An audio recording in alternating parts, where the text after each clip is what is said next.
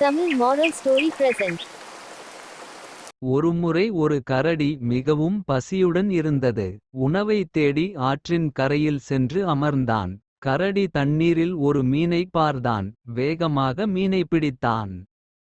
ஆனால் கரடி இந்த மீனை வயிற்றை நிரப்ப முடியாத அளவுக்கு சிறியது என்று நினைத்தது. பின்னர் அவர் மற்றொரு மீனை பிடித்தார். இந்த மீனும் சிறியதாக இருப்பதைக் கண்டார். அதனால் மீனை மீண்டும் விடுவித்தார். திரும்பியும் ஒரு மீனை பிடித்தான். ஆனால் அந்த மீன் சிறிதாக இருந்தது.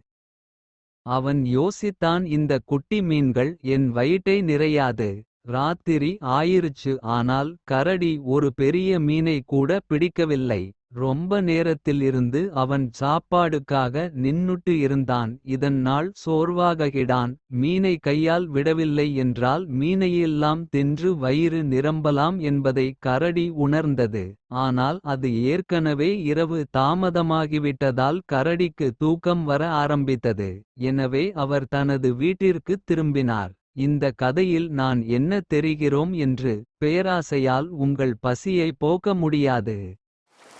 Thanks for watching.